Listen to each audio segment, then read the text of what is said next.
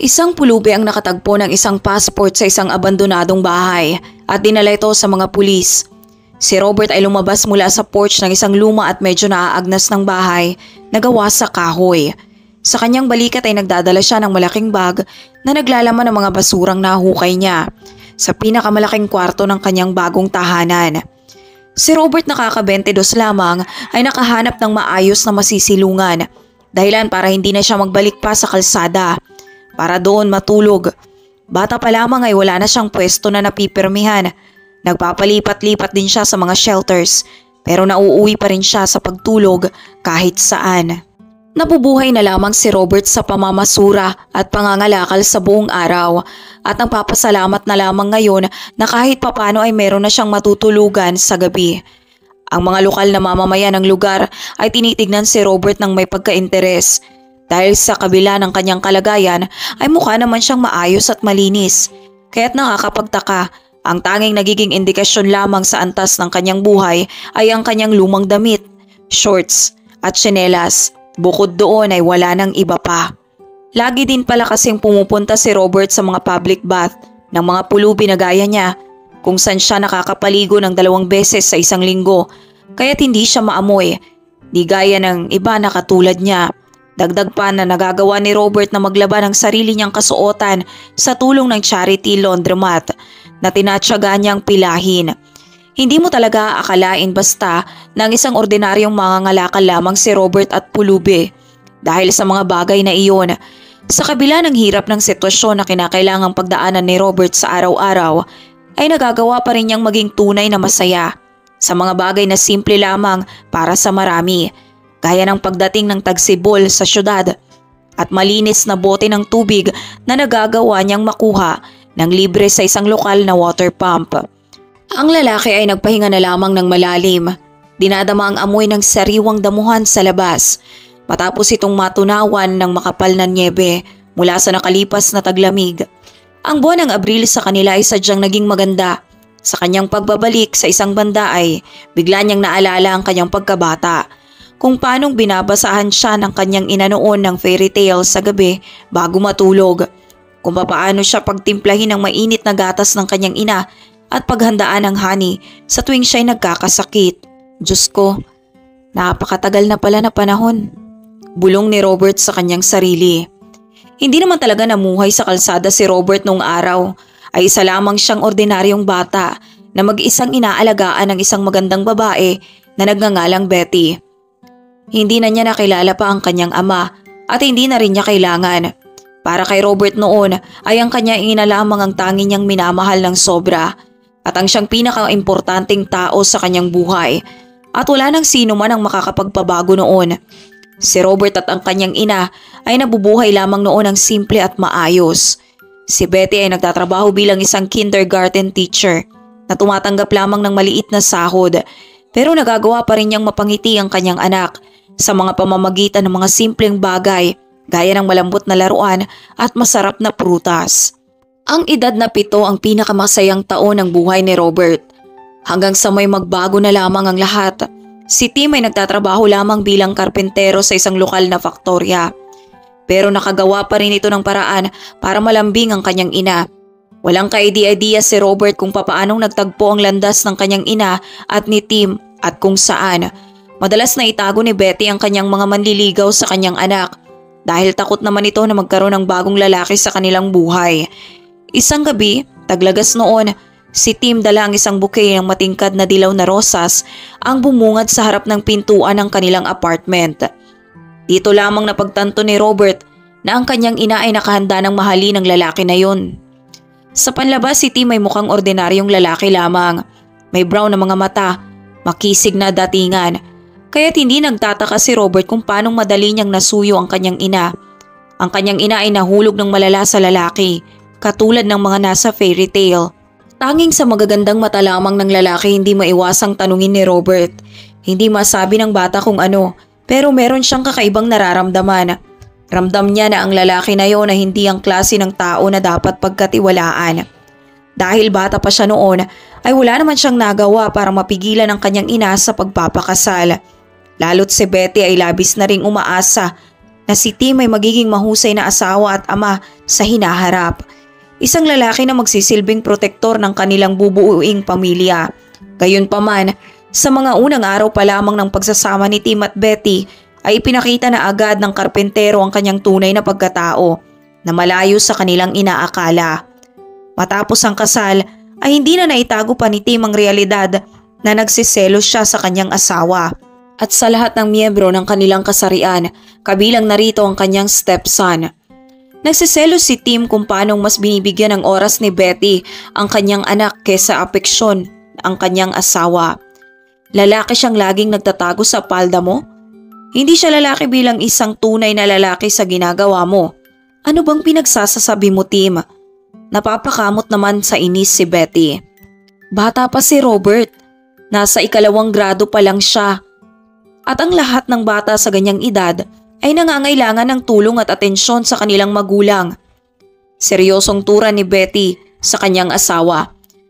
Kaya mong gawin ang kahit ano, sa kahit kanino, basta't hindi ka lamang mapirmi dito sa bahay kasama ang iyong asawa. Hindi ko alam kung paano mo tinatrato ang mga tatay ng estudyante mo. Siguro ay matagal mo nang winawagayway ang buntot mo sa kanila. Si Tim ay agad kumuha ng isang bote ng beer sa ref. Binuksan ito at nilagok ng todo hanggang sa umapaw ang bula nito palabas sa gilid ng kanyang labi. Dahilan para biglang bumilis ang pagtibok ng puso ni Robert dala ng pagkagalit. Pero mukhang baliwala lamang ang lahat sa kanyang stepfather. Tim, paano kang nakakapagsalita sa akin ng ganyan? Si Betty ay sadyang hindi makapaniwala. Wari bang hindi niya na nakikilala ang lalaking kanyang napangasawa na para bang napalitan ito ng ibang personalidad na napapaibabawan ng pagsiselos sa kanyang pag-iisip. Subukan mo ako. Mas lalo pang nagmataas ng boses si Tim habang tumatagal. Asawa na kita, baka nakakalimutan mo. Kaya ako ang masusunod sa bahay na ito. Maging ang pagsasama natin. Sinubukan namang umalma ni Betty pero natahimik siya ng ambahan ng sampal ni Tim sa mukha. Si Robert naman ay pumagit na sa dalawa at labis na nagagalit. Ano? Bakit? Ano bang kaya mong gawin sa akin? Para ka lang tuta. Matapos sabihin yon ay bigla niyang itinulak ang bata na agad itong ikinatumba sa sahig. Agad namang inalalaya ni Betty ang kanyang anak na makatayo habang si Tim ay napapangisi na lamang sabay duro sa mag-ina. Sana ngayon, malinaw na sa inyong dalawa kung ano ang mangyayari sa inyo kung hindi kayo makikinig sa akin. Makalipas ang 1 linggo ay pinipilit na ni Tim si Betty na mag-resign sa trabaho para umano maibigay nito ang kanyang oras sa pamilya lamang gaya ng nararapat. Pero sila'y hindi isang tunay na pamilya. Napagtanto ni Robert na ang tanging emosyong nararamdaman ng kanyang ina sa bawat araw at magdamag ay walang iba kundi pagkatakot. Ang romantikong ilusyon ng dating tagapagturo ay nawalang bigla na para bang isang usok. Ngayon ay kinakailangan niyang gumising ng maaga para magtrabaho sa isang taong hindi niya kaano-ano at wala pang ibang ginagawa kundi ang takutin at saktan siya palagi. Maging si Robert ay napaparusahan sa oras na sumusuway ito sa utos ni Tim. Nang dahil sa patuloy na stress, pagod, ay sumama na rin ang pakiramdam ni Betty. Kung saan binigyan siya ng doktor ng isang mas nakaka-stress pang diagnosis. Si Betty ay meron palang brain tumor. Isang kondisyon na nangangailangan ng malaking halaga para maoperahan. Wala naman din ganong kalaking halaga ang kanilang pamilya at wala talaga silang mailalabas. Si Tim ay wala namang ginawa kundi ang magpakalasing at magpakalango pa sa alak. Hindi nalaman ang gagawin kung paano matutulungan ang kanyang asawa na ngayon ay nag-aagaw buhay na. Mas madali sa kanya na makalimot sa tulong ng alak hanggang sa sinimulan na niyang gawin ang isang bagay. Si Robert lamang sa mga huling sandali ang nananatili sa tabi ng kanyang ina hanggang sa ito ay pumanaw. Ang stepfather ni Robert nagpatuloy lamang sa paglalasing hanggang sa mapasok na rin ng mga kainuman ng loob ng kanilang apartment. Si Robert na nasa 12 anyos na mga panahong yon ay nakakatanggap pa rin ng panlalait at pag-iinsulto sa kanyang ama. Sa pagtatapos, ang karpentero ay napaalis na lamang sa kanyang trabaho nang dahil sa kanyang palagi ang pagkakalasing. Kaya siya at si Robert na nasa high school pa lamang ay nawala ng kakayanan sa buhay.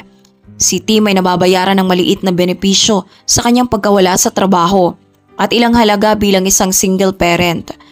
Pero ang mga yon ay hindi sumasapat sa kanilang pangangailangan sa puntong nahihirapan na sila kahit sa pagkain.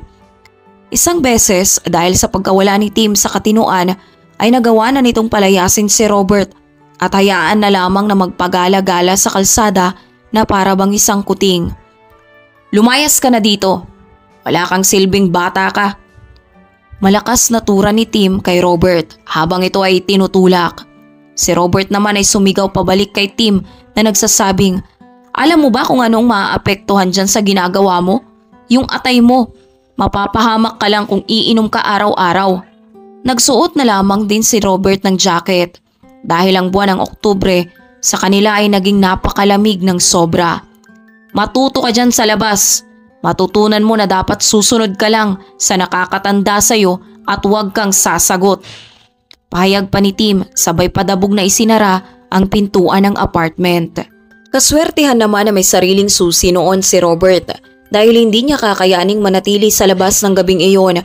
Maya-maya pa ay nagbalik na si Robert at pumasok muli sa apartment kung saan gaya ng inaasahan ay naabutan na naman niya ang kanyang stepfather sa sala.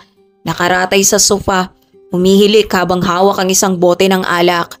Sa dating kwarto nila ng kanyang ina ay nakahiga naman sa kama ang isang lalaki at isang babae. Naiinis naman wala ring nagawa si Robert. Sa banyo na lamang siya natulog. Kinaumagahan ay bugbog lamang ang napala niya sa kanyang amahin. Isang bagay na napapadalas na rin na mangyari sa kanya. Si Robert ay nakahanda namang tumindig sa kanyang ama. Kaya si Tim ay nasuntok lamang siya ng hindi sinasadya na nagdulot kay Robert ng malaking black eye na nadala ng bata hanggang sa eskwela. Nasa 8th grade noon si Robert at gaya ng ilang kabataan sa ganong edad, siya ay wala pa rin ganong kayang gawin. Wala na ring naisip pang paraan si Robert kung paano pang malulusutan ang kanyang sitwasyon sa puntong naiiyak na lamang si Robert sa likurang bakuran ng eskwelahan kung saan pwede siyang mapag-isa. Hindi niya malaman kung bakit kailangan niya itong pagdaanan pero pagkatapos ng eskwela ay kinakailangan pa rin naman niyang umuwi. Wala na atang magbabago sa nagiging patuloy na sirkulasyon ng kanyang buhay.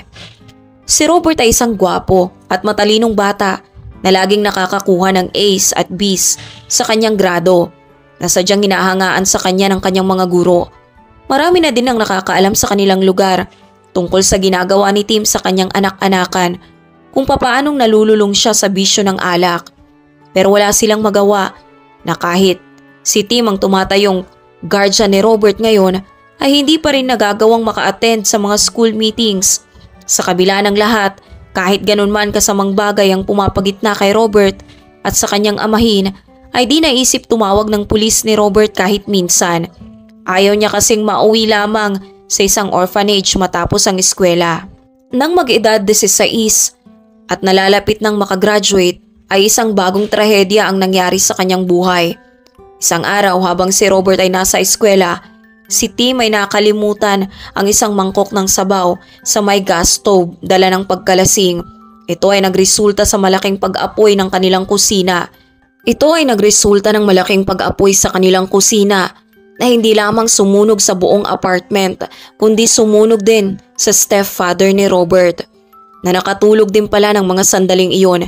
Hindi naman maunawaan ni Robert ang kanyang mararamdaman may kinalaman sa nangyari. Siyempre, bagamat ayaw niya kay Tim at nagagalit siya dito, ay hindi naman niya ninais na masaktan ito ng ganun kagrabe.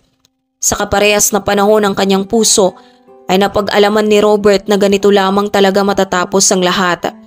At walang ibang dapat sisihin kundi ang kanyang amain na kailanman hindi naging mabuti sa kanilang buhay. Ang malala pa dito, ang lahat ng dokumento kabilang na ang passport ni Robert ay nasunog din kasabay ng ilang bagay sa apartment. Kaya si Robert sa totoo lang ay biglang naging invisible dahil naging halos imposible nang maibalik ang kanyang mga dokumento. At ano nga ba ang kanyang gagawin? Isang bata na nasa 16 anyos pa lamang. Ang isa lamang na masisigurado ni Robert ay ang hindi na siya makakagraduate pa ng high school. Wala na rin siyang iba pang matutuluyan. Nilisan na lamang niya ang kanyang sunog na apartment at hindi na nagbalik pa para makalimot. Nakalayo siya sa mga bagay na naging parte ng kanyang nakaraan at nalagay na lamang sa estado ng pagiging isang pulube. Noong una ay hindi ito naging madali para kay Robert. Nahihirapan siyang makakain at kung saang-saang gilid ng kalsada lamang natutulog. Nagpapalipat-lipat siya para makaiwas sa pagsita at paghuli ng mga pulis na rumoronda kung minsan sa gabi. Dahil din sa desperasyon ay nagawa na rin ni Robert na magnakaw ng pagkain sa market at ilang supermarkets. Hanggang sa mapagtanto niyang walang mabuting magagawa sa kanya ang ganong paggawi. Si Robert ay isang desenteng lalaki at ang idea na siya ay maging isang profesional na magnanakaw ay kanyang tinatanggihan. Kaya naman naisip niyang gumawa ng ibang paraan kung saan nagsimula na siyang mga lakal ng mga gamit na papel, plastic na lagayan, mga recyclables at piraso ng mga metal. Dinadala niya ito papunta sa mga kolektor kung saan nagkakaroon siya ng maliit na halaga na kita na sapat lamang para makabili siya ng pagkain. Sa kaparehas na oras ay napag-alaman niyang nagkakaroon ng soup kitchens sa mga homeless shelters at ang impormasyon na ito ang isa sa nakaligtas sa kanyang buhay. Ang tulong at kabutihan ng mga taong nagbibigay sa kanya at sa iba pa. Ng isang mangkok ng masarap na mainit na sabaw ay labis niyang pinapahalagahan. Kung minsan ay nagagawa din niyang magkaroon dito ng maayos na masisilungan sa gabi. Ilang beses sa loob ng isang buwan. Pero ang mundo sa kalsada ay laging delikado at mapanganib. Sa ilang insidente, si Robert ay kinakailangang makipagsabayan sa iba pang pulubi na gaya niya sa pag-aabang sa gilid-gilid ng mga supermarkets kung saan iniimbak ang mga expired at napaglumaan ng pagkain na siyang pinapakinabangan naman ng mga pulubi. Ang bigat ng mga kahon na yon na naglalaman ng mga sirang pagkain ay katumbas na ng mabigat na kahon ng ginto para sa kanila. Maraming pagkakataon na sa pakikipagkompetensya na yon para mabuhay ay nagagawang magulpi ni Robert madalas. Nagpapasalamat na lamang siya na hindi ito umabot sa isang seryosong pinsala. Sa halip ay simpleng mga kalmot lamang at pasa na kaya naman niyang tiisin. Kaya para mabago ang lahat ay sinubukan ni Robert ang kapalaran niya sa paghahanap ng trabaho. Naghanap siya ng naghanap hanggang sa umagaw sa pansin ni Robert ang isang luma at halos nabubulok ng bahay sa labas ng syudad. Sa isang pribadong sektor nito, mukhang abandonado na talaga ang tahanan at ang bakuran nito ay hindi nakaaya-aya. Dahil na rin sa matagal na itong hindi naaalagaan ay naging madamo na ito at magulo. Si Robert ay nagdesisyon na manatili na muna doon bago makahanap ng bahay na pwede niyang tirahan. Pero para hindi naman siya magmukhang nangihimasok o magnanakaw ay nagawa muna niyang humingi ng permisyon sa mga kalapit na bahay at ang lahat ay wala namang naging problema dito. Bakit hindi? Sige lang tirhan mo. Sambit ng isang matangkad na matandang lalaki na nagmamay-ari ng isang maliit na cottage sa tabi nila. Alam niyo po ba kung anong nangyari sa may-ari ng bahay na ito? Tanong ni Robert. Hindi ko kasi alam kung kinakailangan ko ng lumisan. Paano lamang kung bigla silang dumating? Nakakahiya naman baka ipapulis pa nila ako. Ang may-ari naman ng bahay na natanungan ni Robert ay tumugon. Huwag mo nang isipin. Isang dekada ng patay ang may-ari ng bahay na yan. Silang mag-asawa mismo dahil sa labis na katandaan at ang kanilang mga anak ay pare-parehas nang nasa abroad at permanenteng naninirahan doon. May mga 2 taon na rin ayon sa pagkakaalala ko. Kaya wala na ring halaga ang mga bagay na yan. Kahit ako ay hindi ako titira dyan. Pero alam kong makakatulong yan sa'yo. Si Robert naman ay nagpasalamat sa lalaki dahil sa magandang impormasyon na kanyang nalaman. Huwag po kayong mag-alala. Hindi po ako maingay. Hindi po ako nagiinom at mas lalong hindi ako naninigarilyo. Magkakaroon na rin ng bubong na masisilungan. Pagod na kasi akong manuluyan sa kalsada sa loob ng 6 na taon. Napatungo na lamang ang lalaki. Labis na naiintindihan ang pinagdaraanan ng binata. Si Robert ay ganap nang tumuloy sa halos nasisira ng bahay at binuksan ang lumalangit-ngit na nitong pintuan. Dahil salamat at pinsala na dinala na ng panahon, ay ilang abo na mula sa kisame ang sumalubong sa kanyang pagpasok. Mas marami pa palang kailangan trabahuin dito sa loob, higit pa kaysa nasa isip ko. Hindi maiwasan ni Robert ang hindi maging masaya dahil ngayon sa kauna-unahang pagkakataon ay magkakaroon siya ng isang maayos na lugar na matutulugan. Isang bahay na walang sino man ang pwedeng magpalayas sa kanya. Dito ay hindi na niya kailangang mangamba sa gabi dahil sa mga pulis. Makakatulog na siya ng maayos nang walang pag-aalinlangan sa panganib at may kagaanan ng kalooban. Habang naglilibot sa sala ng bahay ay napuna niya ang isang maliit na antik na baul sa gilid. Namangha naman ang bata, lalo pa nang makita din niya ang ormic carvings sa pintuan ng kanyang bagong tirahan. Nang mapansin ang ilang shelves na naroroon ay para bang may nagtutulak sa kanya na buksan ito sa hindi malamang kadahilanan. Inisip na lamang ni Robert na kailangan din niya yung buksan para linisin. Dito na nga natagpuan ang isang passport. Ang passport ay nagmula sa isang babae na base sa edad ay mas bata ng ilang taon kaysa sa kanya. Sa passport ay kapansin-pansin ang magandang mukha ng babae. Taglay ang pula nitong buhok, asul na mga mata at tila misteryosong abilidad na tanungin ang tagusan ng kaluluwa ng isang tao. Si Robert ay nagtaka kung paanong napunta sa lumang bahay na yon ang passport ng isang babae na mas bata pa sa kanya. Maaring nawala niya ito at kanya nang hinahanap. Kaya naman si Robert biglang nakadama ng awa. Alam ni Robert na ang passport ay isang importanteng dokumento at kinakailangan itong maibalik. Naisip niyang maibigay na lamang sa mga pulis ang passport para sila na lamang ang mag-asikaso. Pero ayaw talaga ni Robert na magkaroon ng engkwentro sa mga otoridad. Ito ay dahil nahuli na rin siya ng mga pulis dati sa kalsada at hindi yun naging magandang pangyayari para sa kanya. Isang araw noon ang mga pulis ay napadalaw sa shelter kung saan siya nanunuluyan kasama ang madami pang pulubi ng kanilang syudad na hindi na makatiis sa malamig na panahon sa labas lalo na tuwing gabi. Pero hindi siya hinahawakan ng mga ito sa paraan kung paano nila hinahawakan ng iba. Sinasaktan siya ng mga ito at tinatakot na dadalhin sa police station kung sakaling manlaban. Maigi na lamang at natakasan ni Robert ang sitwasyon na yon. Pero ano ang kanyang dapat na gawin ngayon? Kailangan ba niyang masubukang tulungan ang babaeng pagmamay-ari ng passport? Si Robert ay nakabuo ng desisyon. Inayos niya ang kanyang sarili para maging isang ordinaryong mamamayan lamang nang maiwan ng maayos ang passport sa pinakamalapit na presinto. Pero waring ang presinto ay hindi komportable sa aplikanteng dumudulog sa kanila.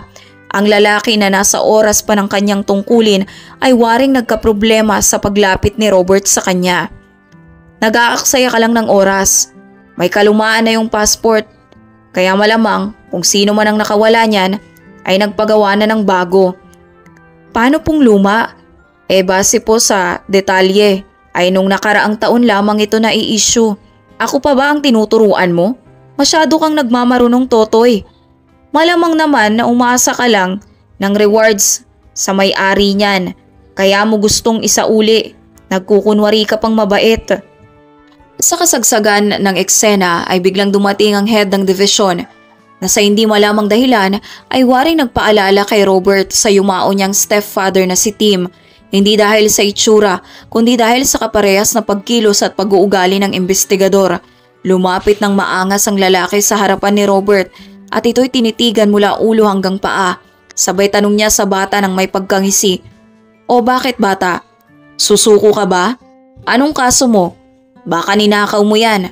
Base pa lang sa mga tanong, alam na ni Robert na wala siyang sino man na makakausap ng maayos doon. Hindi ko maintindihan kung bakit lahat kayo ay inaakusahan ako. Para bang may ginawa akong mali. Sambit ni Robert na may galit. Nakita ko lang ang passport na ito at ang una kong naisip ay maibigay ito sa inyo. Agad namang pinahinto ng chief ang pagsasalita ng bata at dali-daling kinuha ang passport sa kamay nito. Hindi nag-atubili na mabuksan ang passport para masuri ang ilang detalye. Mag-ingat po kayo. Mahalagang dokumento pa rin yan. Napatingin naman ang investigador sa bata at nagsalita. Matapang ka at nakikita ko yon. Pero naistorbo ang pananalita na yon sa biglang pagbukas ng pintuan ng presinto sa pagdating ng isang general kasama ang ilan pang mga officers na agad sinaluduhan ng mga pulis sa istasyon na yon. Naroroon sila para bisitahin ang lahat ng presinto sa lugar dahil marami na rin complaints ang dumarating sa kanila mula sa internal security officers tungkol sa mga empleyado ng pulisya na nagiging parte ng korupsyon, kaya't nais ng general na masuri at maobserbahan ang lahat ng aktwal at personal. Hindi na rin naiwasang mapansin ng general ang nagaganap na kumusyon sa pagitan ng mga pulis at binatilyo. Anong meron dito? Ano ang dinudulog ng binatilyong ito? Tanong ng general sa investigador. Ang kaninang seryosong mukha ng pulis ay waring biglang naging matino at disente. Magandang araw, General Martin. Pinapaliwanag lang po namin ng maayos sa batang ito at tinuturuan namin siya kung paano ang tamang pagsosurrender ng isang nawawalang dokumento. Agad namang kinuha ng general ang passport para tignan at bigla siyang napaatras at nawala sa balanse sa puntong napasandal na ito sa kanyang kasamahan. Nataong kilalang kilala ng general na yon kung sino talaga ang nagmamay-ari ng passport. Saan mo ito nakita, bata? Pagtatanong ng general kay Robert. Pakiusap, dalhin mo ko sa lugar kung saan mo nakita ang passport na ito. Ito ay dokumento ng aking anak na si Molly. Nakidnap siya, 9 na araw pa lamang ang nakakaraan. Labis na nagtaka ang general kung paano ang mga pulis sa estasyong yon ay tinalo pa ng isang binatilyo sa paghahanap ng tamang ebidensya. Sinubukan ng general na huminga ng malalim at kumalma. Marami na akong nakaharap na matataas at makapangyarihang personalidad dito sa Miami. Sila umano ang nagbibigay ng pera kay general para humingi ng tulong sa kanilang problema. Kaya kung minsan ay nagkakaroon siya ng kaaway na siyang humahantong sa pagkakuha ng masamang loob kay Molly. Hindi malaman ng general kung papaano niyang maipagpapatuloy ang kanyang pananalita. Wala siyang nagawa noon sa kabila ng kanyang posisyon kundi ang maging sunod-sunuran sa mga kidnappers, anuman ang kanilang sabihin. Naluha na lamang siya bago magpakalakas ng loob na tapusin ang kanyang dapat sabihin. Si Molly ang pinaka-espesyal na tao sa puso ko. Ang mawala siya ay hindi ko kakayanin. Si Robert ay naiyak na lamang din dahil sa emosyon na damdaming ipinapadama ng general. Labis siyang naaawa sa general dahil sa nangyari sa kanyang anak. Natagpuan ko po ang passport sa isang luma at abandonado ng bahay sa labas ng syudad, malapit po sa industrial zone. Mahinahong pagpapaliwanag ni Robert. Halika, samahan mo ko. Walang pag-aalinlangang sinamahan ni Robert ang mga pulis para sa kanyang tinutuluyan kung saan iniatas agad ng general ang paghahalugog pa sa lugar. Habang ang ilang tauhan ni Martin ay kumakausap naman sa mga kapitbahay kung saan may ilang impormasyon din silang nakuha. Isang matanda ang kanilang nakausap at nagsalita sa kanila. Ay oo, may napansin ako yung babae dyan. Maputi, may pulang buhok na hanggang bewang. Pero ilang beses ko lang siyang napansin sa labas. Lagi kasi siyang sinusundan ng 2 matitipunong lalaki na kapwa mukhang magnanakaw kung titingnan. Sinubukan kong kontrahin noon pero kapatid umano nila ang bata. Wala rin silang nagawa dahil abandonado naman ang bahay at matagal na ring yumao ang mga tunay na nagmamay-ari nito. Ang general ay muling lumapit kay Robert para magpasalamat. Salamat bata, hindi mo alam kung gaanong naging malaking tulong sa akin ito. Kung hindi dahil sa iyo ay malamang hindi ko malalaman ang aking gagawin. Ayoko namang maging sunod-sunuran na lamang sa mga kriminal. Wala pong anuman sir. Kung meron pa po akong makita ay ipagbibigay alam ko po ulit sa presinto. Maraming salamat talaga sa tulong mo. Kailangan kong makabawi. Papaano ba kita matutulungan? Sabihin mo lang. Hindi na po. Hindi naman po kailangan. Ang general ay labis na napahanga sa bata. Nakakahanga nga na may binatilyo pang gaya mo na ganyan mag-isip. Maraming salamat. Huwag kang mag-alala. Magkikita pa tayong muli. Matapos ang kanilang pag-uusap, ay namaalam na ang general at ang mga kasama nitong pulis kay Robert na gumanti din naman ang pamamaalam. Ang kailangan na lamang ni Robert sa mga oras na yon ay ang makabalik sa pagtulog. Kinaumagahan ng linggo sa hindi inaasahang pagkakataon ay isang motorcade ang naganap sa pamamagitan ng 3 itim na jeeps na bigla na lamang pumarada sa tapat ng abandonadong bahay. Napasilip ang bata at napagtantong yun din ang mga sasakyan ng mga ginagamit ng general na bumisita sa kanya at ang mga kasama nito. Ang hinalang ito ay agad na nakumpirma ng isang dalagang may pulang mahabang buhok na nakasuot ng mamahaling Demes season coat na humakbang papalabas ng sasakyan. Agad binaba naman at nilabas ni Robert ang kanyang mga bisita na agad naman siyang binati. Magandang umaga, sambit ni Molly, taglay ang ganda na napatulala ng todo kay Robert. Alam kong may idea ka na kung sino ako. Ako si Molly, ang may-ari ng passport na natagpuan mo. Gusto kitang pasalamatan, gayon din ang aking ama. Kung hindi dahil sa iyong pag-iisip na makatulong, ay hindi ko alam kung anong pang pwedeng mangyari sa akin. Ikinagagalak kong makilala ka, sambit ni Robert ng may bahagyang pagkahiya. Ako nga pala si Robert. Nais ko lang tanungin kung ayos ka lang ba o nasaktan ka ba? Hindi, maayos lang ako. Dinala ko dito ng 2 lalaki na yon. Inaakala kong katapusan ko na. Buti na lang, bago ako nila tangayin papunta ng ibang lugar, ay nagawa kong iwan at maitago ang aking passport. Gamit ang passport na yun ay mabilis na laman ng aking ama ang numero ng kotse na siyang nagdala sa akin dito. Dahil na rin sa kanyang mga napagtanungan na nagawa nilang maisulat ang plate number ng sasakyan para sa ganitong pagkakataon. Kahit na hindi sila sigurado sa nangyayari, nagpapasalamat na lang ako at may mga tao pang gaya nyo na nakahandang tumulong sa iba. Si Robert ay medyo nahihiya na sa mga papuri niyang natatanggap. Alam naman umano kasi nung una pa lang na hindi pa pwedeng nandun ang passport na yon ng walang dahilan. Inilagay pala ito ni Molly para kung sakaling madala ito ng kung sino man o makakita sa presinto ay agad silang makakapagsimula ng investigasyon sa tamang lugar na dapat pagsimulan. Nagawa naman din imbitahan ni Robert si Molly sa loob ng kanyang tinutuluyan para magkape. Hindi na rin ito tulad ng una niyang nabungaran dahil nagawa na niya itong maayos at malinisan. Para kay Molly ay walang mali na pumayag siya sa paanyayang yon para makapagpasalamat at makapagsaya kasama ang taong pinagkakautangan niya ng buhay. Hindi lahat ng katulad niyang nalalagay sa ganong sitwasyon ay nakakaligtas at isa na si Molly sa naging maswerte. Nagulat si Molly sa loob ng bahay na hindi niya naabutan ng ganon nang una siyang dalhin doon ng 2 lalaki. Ang dalawa ay nagkaroon ng maayos na pag-uusap. Sa hindi naman mapag-alamang dahilan, pakiramdam ni Robert ay matagal na niyang kilala si Molly. Sadyang may kakaiba lang siyang nararamdaman na hindi niya mawari. Lumipas ang oras at ganap na ring nagpaalam si Molly para makauwi na. Pero ang pag-uusap na pala yun ay hindi doon magtatapos dahil naging regular na ang dalawa sa pagkikita at dumadalaw sa isa't isa hanggang sa maging malapit na sila ng todo. Sa puntong kapwa sila masaya sa piling ng isa't isa. Walang ibang nais si Robert noon kundi ang mapangalagaan at protektahan si Molly sa bawat sandali. Dito na umeksena sa kanila ang kasintahan ni Molly na si Michael na naging mainit ang dugo kay Robert simula nang napunta dito ang atensyon ng kanyang kasintahan. Kaya naman isang beses ay nagawa niya itong kumprontahin. Ano bang meron sa'yo? At ikaw na lang ang lagi niyang kinakausap. Si Robert naman ay pabiro na lamang sumagot. Baka mas may napag-uusapan kasi kami kaysa sa'yo. Hindi maiwasan ni Michael ang hindi magalit sa pagkainis.